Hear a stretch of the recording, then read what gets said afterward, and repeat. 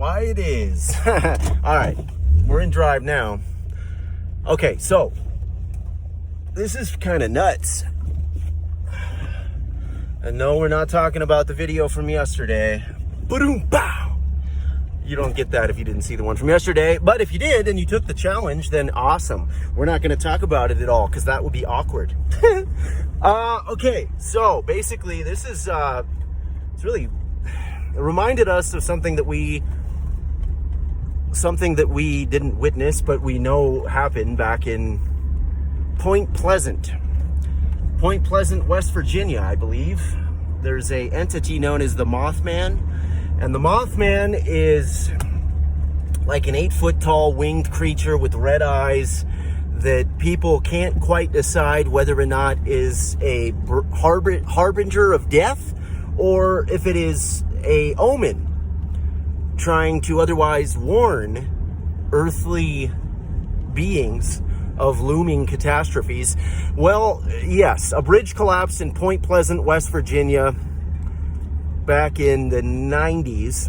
And yesterday, March 26th, 2024, in Baltimore, Maryland, not only did a bridge collapse, it actually looks like maybe it was intentional. A vessel, looks like a cargo ship maybe, carrying some containers, so like a barge, seemed to just plow right into the bridge. So we'll cut to that now.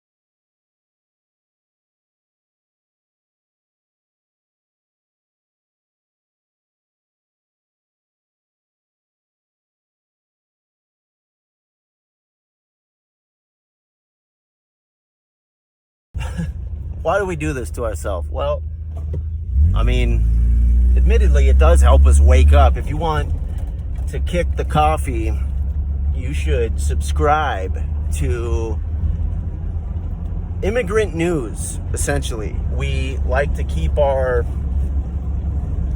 nose to the papers when it comes to the border and the crisis that's been happening. And by crisis, we mean literally border that is just open, okay?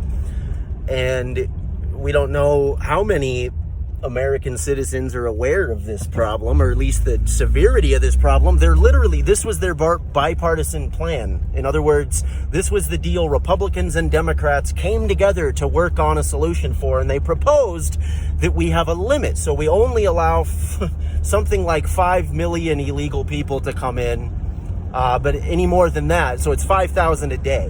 5,000 illegals can come in legally every day, but any more than that, well, it's back to being illegal again. No, that is not a solution. That is absolutely just preposterous. And it's coming after there's been nothing but denial from the administration and those in power, saying that there's no problem at the border, saying that this is normal influx, it ebbs and flows, yada yada. And this is all actually on the coattails of them changing the language. Have you heard a mainstream broadcast call migrants illegals or aliens? No, we hear them being called migrants, seasonal workers. But here's the thing, okay? Their very first act was to break the law. If your very first act coming to this country was one of going against the principles this country was set up for and that all of us have to live by, then no, we should not cater or pander or make any sort of exemptions for you. There are people who have applied legally and are on lists waiting to come here. There are people who have been accepted and had to take a vow to this country. They had to swear oaths to America, okay?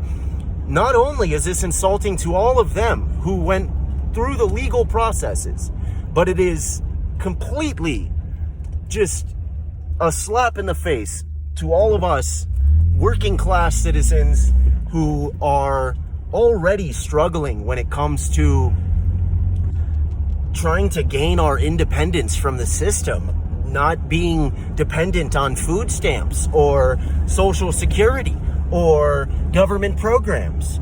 And not that there's anything wrong with that. There's not. In fact, arguably, how can one get by without it? Okay? We saw recently Bernie Sanders was back in the news for suggesting a 32-hour work week. And it's actually gained some traction. Not really bipartisan, but people from all over the Democratic aisles are actually kind of standing up and saying, well, 32-hour work week would make sense. 40 hours is a bit much. And as somebody who has a child now, we can attest that, yes, it is a bit much. Our gal went down to 3 days a week. And we 100% co-sign that because our daughter needs a mother. If we could endorse our girl not working at all, if that's what she wanted to do, then absolutely we'd do that. And she could be a full-time mom. Unfortunately, it's just not feasible because the way that the state of the country, okay? I mean, you can't survive on the same wages that our parents could working the same amount of time. That's just a fact. You can't buy the same amount of food with the same amount of money that they earn. That's a fact. There are absolute advantages of the past that have left this generation. That's a fact. So, we need to really address what's going on at the border. We need to take it seriously and I guess just start by maybe talking about it. Breaking news, Campbell County officials arrested an illegal immigrant from Venezuela for an alleged sexual assault against a minor. Oh, Virginia does have a border with West Virginia. An immigrant in the country illegally who was out on bond in Fairfax County now facing federal charges for assaulting a law enforcement officer. Lemus Ramos punched an immigration and customs enforcement officer in the face while Ramos was out on bond for sexually abusing a minor and producing child. The FBI reports that violent crime in America is at a 50-year low.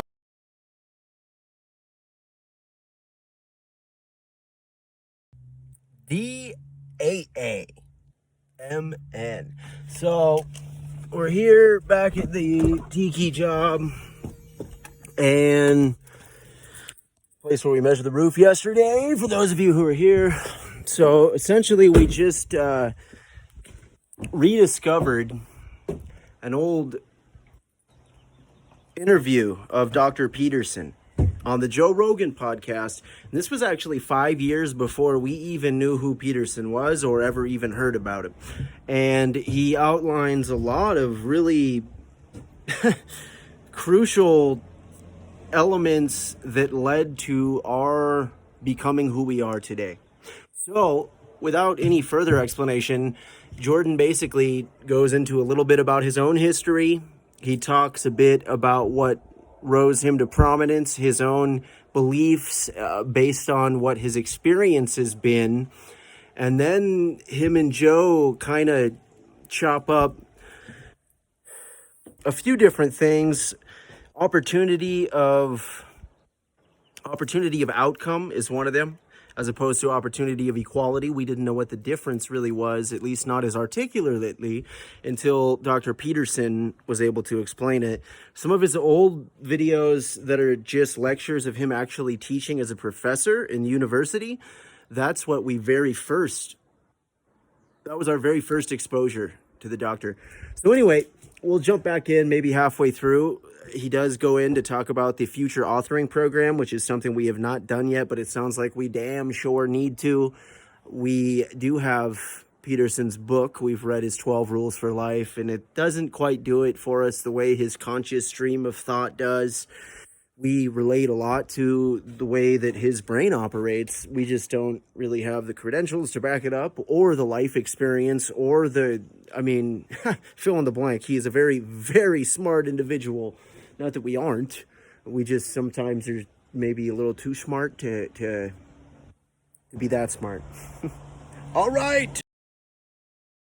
Liberation Collective, isn't that the group that somehow thinks that white people are inferior because they don't have enough melanin? Yeah, so they it was don't started by a woman who said exactly that. She's a black supremacist, and she said that the reason the reason that white people are inferior is because they don't have enough melanin in their skin, and melanin apparently is this agent. It's obviously it's a pigment, but it's apparently this agent that transforms cosmic energy into wisdom. I mean, she's completely. You can make up your own mind about her, and then the other person who started the Black Liberation Collective is a woman who used to work for the University of Toronto Students' Union, who is now being pursued by that students' union for embezzling $300,000 from that organization with the help of a couple of her cronies. Well, why let a few facts stand in the way of abolishing racism? Yeah, well, they also university? are perfectly willing to promote violent means of social transformation, and the university claims that it's in favor of safety. You know, because they've gone after me because my refusal to use compelled pronouns has apparently made the campus unsafe. But they're perfectly willing to take advice from the Black Liberation Collective, and not only are they willing to take advice from them and not disavow them despite their support for violent means of social revolution, they're also pushing equality of outcome on their employees. And the people who taught their mandatory anti-racism and anti-bias training program said outright in their training material, which I have copies of, that any institution that doesn't have equality of outcome as part of its characteristic at every level of the power organization is corrupt and should be restructured. Wow. But that pales in comparison to my refusal to use compelled pronouns, obviously. I just don't understand how this gets so far. I just don't understand how no one has, there's no rational thinking involved in the administration and the people that are implementing these ideas. I just don't understand how it gets to the point where things get to terrible places one tiny step at a time.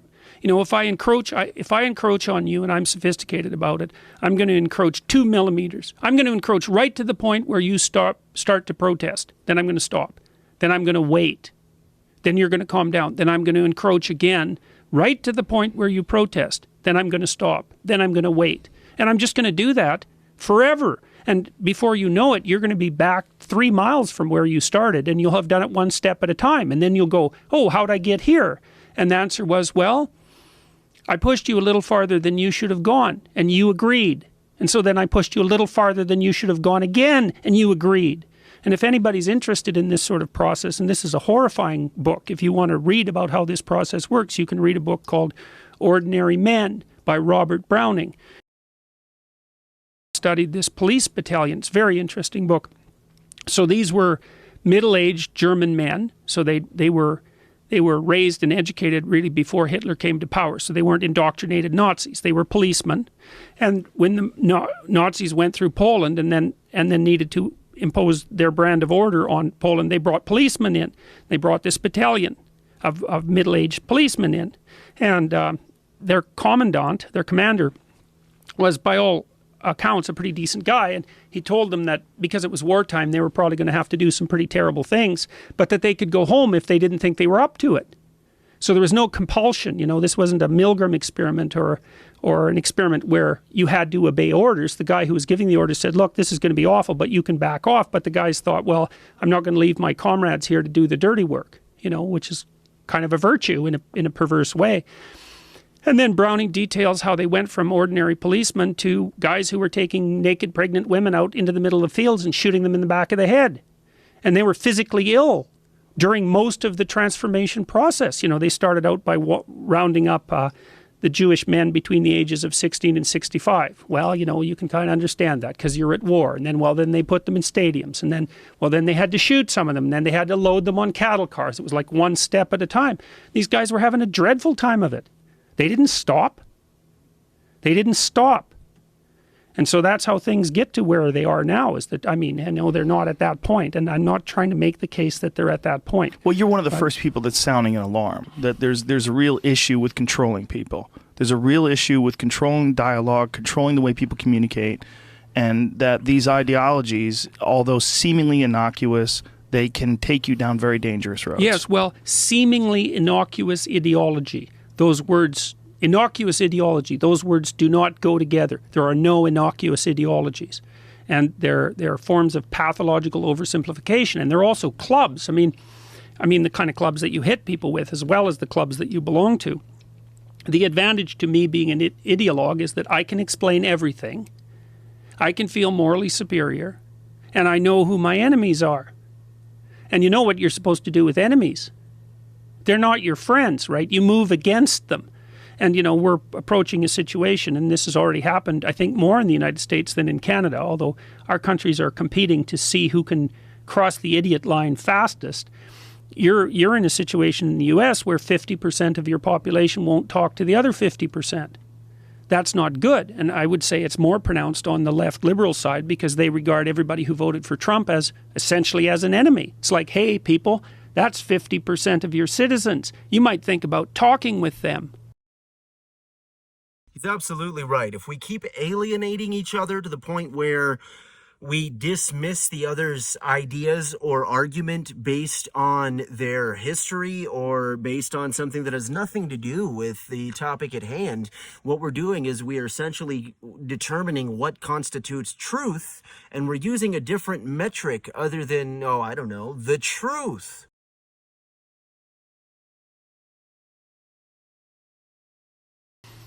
I'm a clinical psychologist, and here's one of the things you do to make people less afraid. You don't make the world safer. What you do is people tell you what they're afraid of, and then you break it into little bits so that they can go confront them. You know, so maybe they're afraid of going to a party, and you break that down. You say, well, do you know how to introduce yourself? And they say, well, I don't really even know how to shake someone's hand. And so then you practice having them shake their hand and introduce themselves, because maybe they weren't taught by that by their half-witted parents when they were young, because they were ignored. And so then you say, well, maybe you can go to a party for half an hour and all you have to do is introduce yourself to 2 people, and we'll call that success. And you build up their competence and their confidence one step at a time. And what happens, the clinical literature indicates quite clearly, is you don't make people less anxious by doing that. You make them braver. It's not the same thing. You don't make the world and its horrors smaller. You make the person and their capacity to deal with horror larger. You encourage them. You strengthen them. That's what you do at a university. You arm people with arguments. You hone their intellect. You help them learn to write so they can marshal their arguments. You help them learn how to engage in intellectual combat, because that's better than engaging in real combat. And you make them hard and strong. You don't mollycoddle them and make them safe unless you're their enemy, unless you're trying to devour their spirit. And that's what we have in the universities. We have the reign of the Oedipal mother whose answer to everything is, oh, just come a little closer, dear, and I'll protect you from the world. It's just like Hansel and Gretel's, the witch in the Hansel and Gretel story. Well, my house is made of gingerbread. Just come in here and everything will be fine. Well, she feeds you candy to fatten you up so she can eat you. That's the archetype of a modern university. When did this start? When did the trigger warnings? When did the safe spaces? When did all this emerge? Well, it has its roots in the student radicalism of the 1960s, especially the far left radicalism. It really popped up in the 1990s, in the early 90s, when I was teaching in the U.S. at that point. And which university? I taught at Harvard from 93 to 98. And there was a fair push for political correctness, especially in the early part of the 90s. But it got pushed back down and disappeared and went underground. It went underground is more accurate. And then it's just come back with a vengeance in the last 5 years. And I think it's partly because we have all these radical left political activist departments at the universities, women's studies being at the top of the list, that have done nothing for the last 30 years. It's even longer than that now. It's almost 40 years. 30 years, let's say. Have done nothing but produce a never-ending stream of ideologically minded counter-civilization political activists. And that's all subsidized by tuition and by the public purse. And that's another thing we really got to ask ourselves, is why the hell are we subsidizing revolution? Why are we doing that? It's crazy. And it's dangerous. It's dangerous.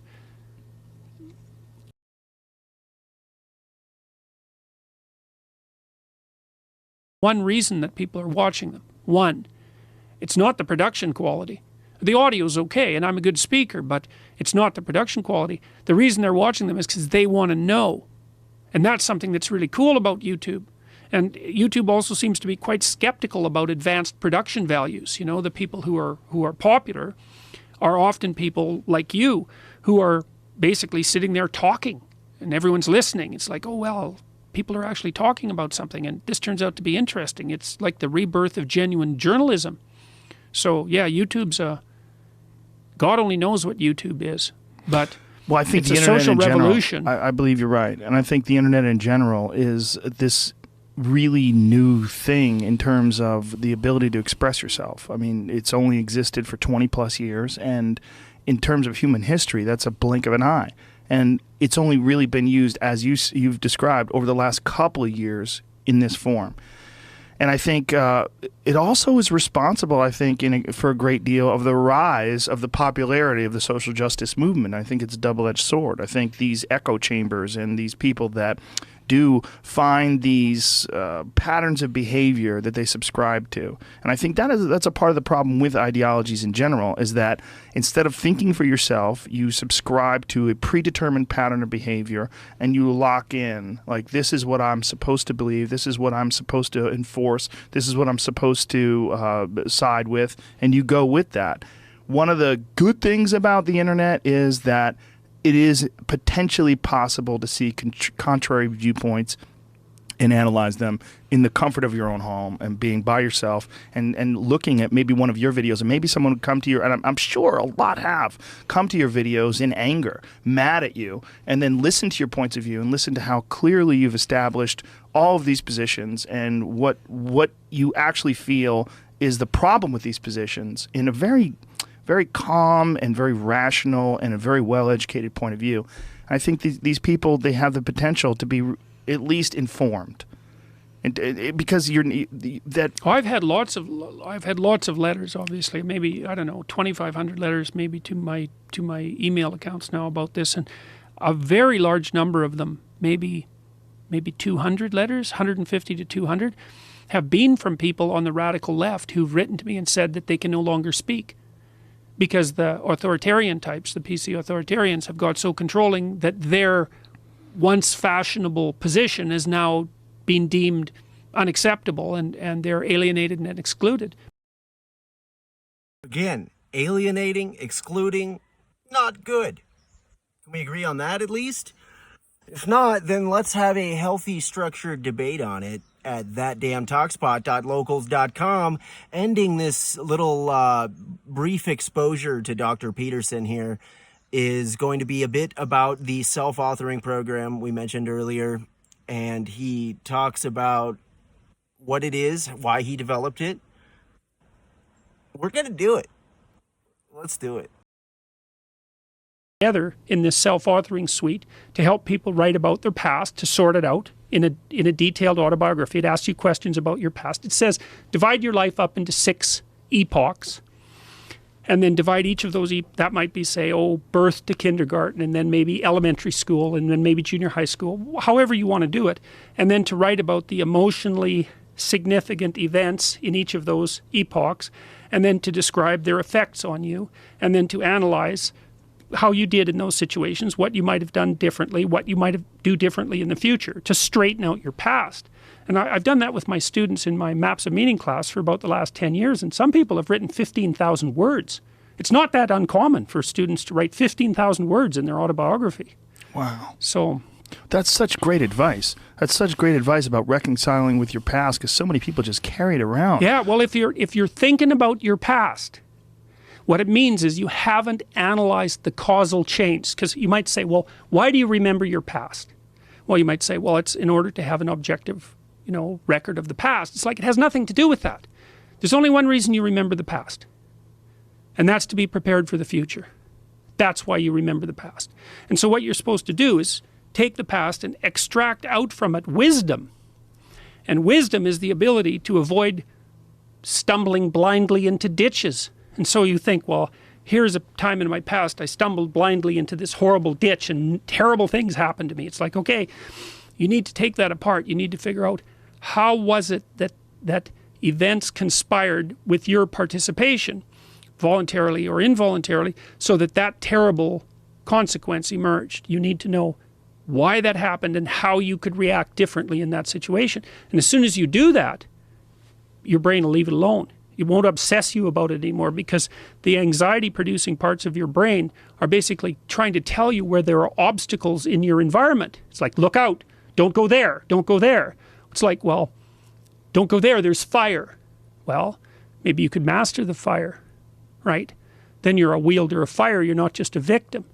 And lots of situations are dangerous or not dangerous depending on your level of mastery, right? I mean, life is like that.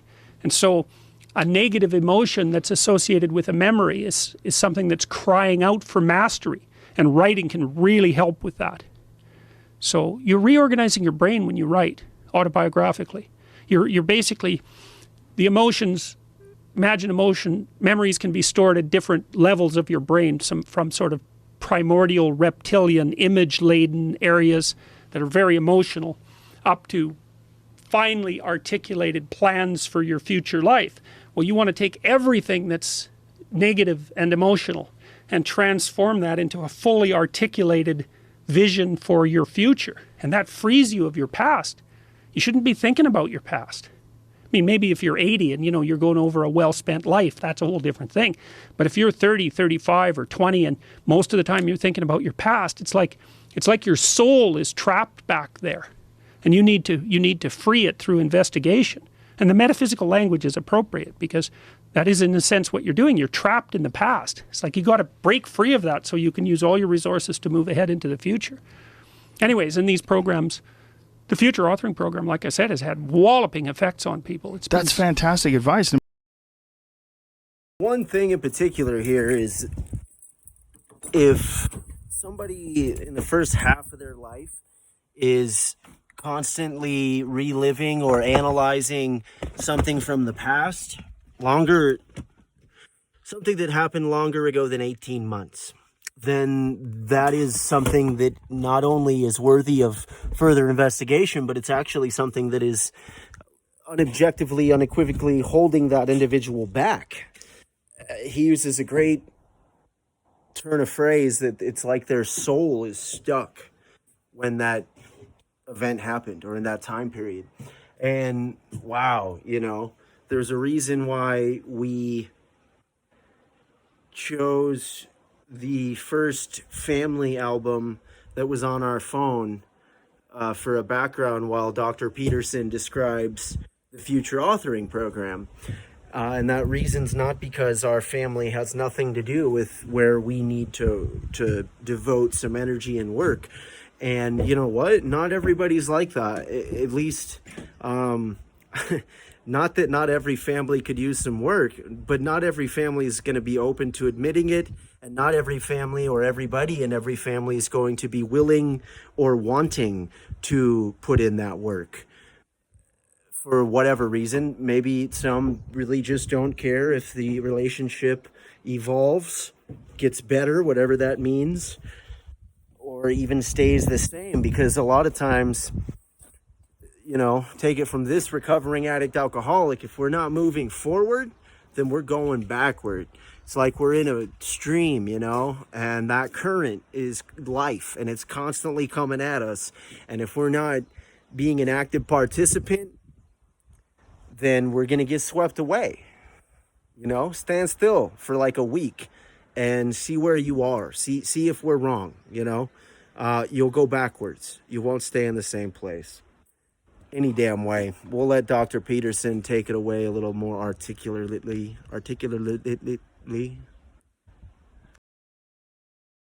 A regular person have access to this?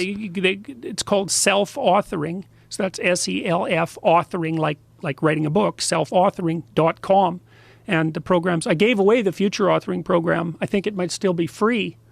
It is till the end of November. I did a video called Message to Millennials, because one of the things Jonathan Haidt said about, he called Karl Marx the patron saint of the social justice warriors, and John Stuart Mill the patron saint of people, who stood for objective truth and freedom of expression. And I thought that was really smart. He said Brown University is #1 for social justice warrior universities, and Chicago for truth universities. But one of the things that Marx has over John Stuart Mill is that Marx is a social revolutionary, and young people like to think about ways to change the world, right? And that's actually a positive part of their development. It's a stage that the developmental psychologist Jean Piaget called the messianic stage, and he associated that with late adolescence.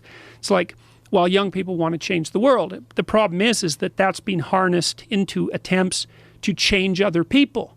But that isn't what you should do. But that isn't what you should do. We're going to check out this video, a message to millennials, because fellow millennials, it seems like that's what we're doing. Seems like we are insisting the rest of the world adapt to our beliefs, our predetermined view of what constitutes right and wrong and how things should be. And sure, maybe some of it's valid. We can't expect anything.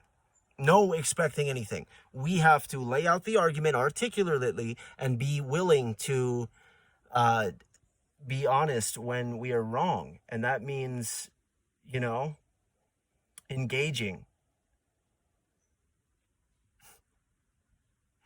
Yeah, it's interesting too how this kind of ended on the possible benefits of more technology, but not a word about artificial intelligence was said. And virtual reality, okay, sure. What about this AI? I mean, we could have artificial intelligence creating virtual reality. Maybe that's what's already happened. Wasn't there a movie about that once?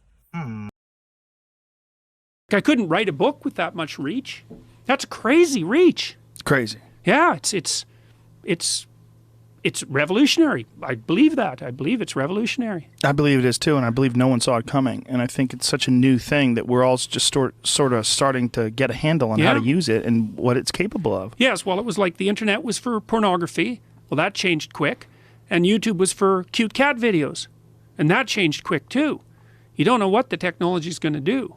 Well, it's also, I don't know how much you've paid attention to virtual reality or how much you've experimented with it, but my good friend Duncan Trussell has one of those HTC Vives, and I put it on over his house. He runs a podcast, and we played with it for about an hour and a half, and then we did a podcast, and I'm thoroughly convinced, especially now, with new phones. There's a phone that I just got called the Google Pixel, and it comes, you can buy it with this headset. Mm-hmm. You slide the phone into the headset, you put on this virtual reality program, and you're watching a virtual reality show on your phone.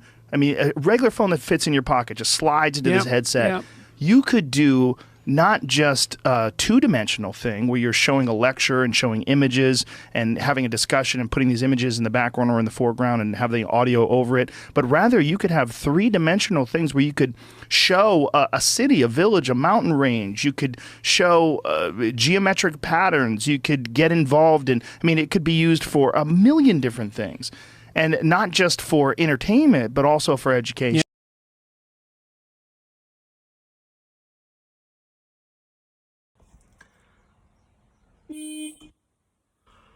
Yeah, that was totally unintentional. Ha ha, we scared ourselves a little bit. Anyway,